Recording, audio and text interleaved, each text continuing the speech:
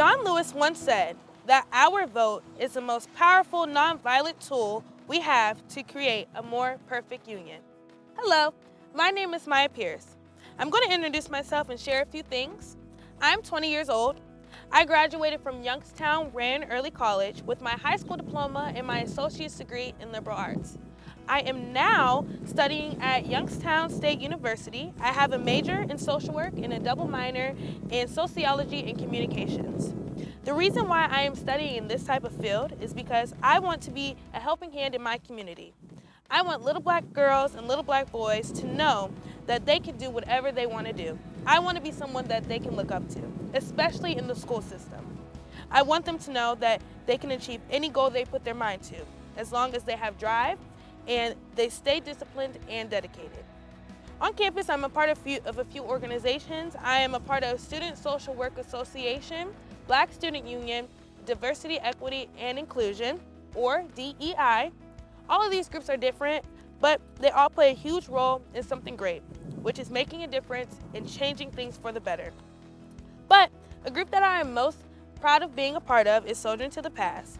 Soldiering to the Past is a nonprofit organization that gives high school students the opportunity to learn about the civil rights movement on a deeper meaning by allowing students to visit the sites down south where the movement has taken place. And we get to meet people who played a huge role in carrying this movement. We use John Lewis's text. It is Walking with the Wind book. I enjoyed it so much. Reading it really put me in the part about him just working and being nonviolent. I was blessed with the opportunity to go on this journey twice, actually. Once in 2019 and then the second time in 2021. I met so many beautiful people from all over the world.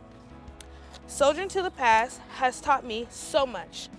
The most important thing to me will be fighting for social justice and never being a silent witness.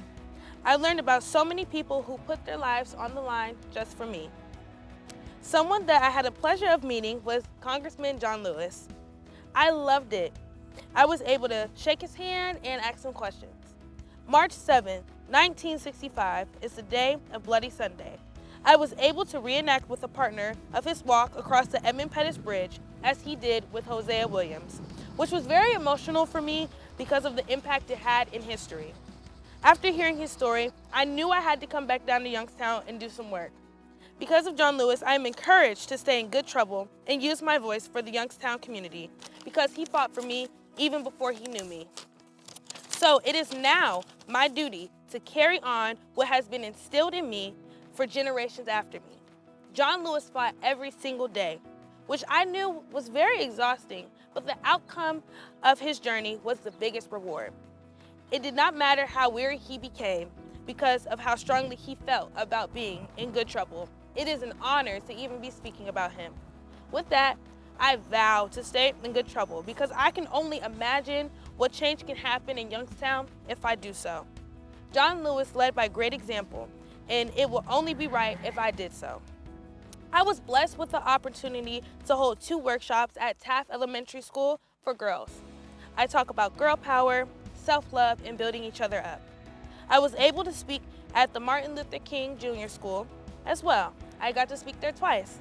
I spoke to the students about the importance of education and finding their purpose.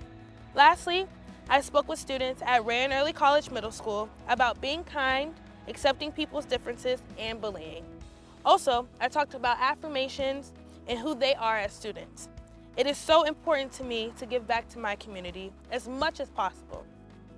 Soldiering to the Past does an amazing job at giving back as well.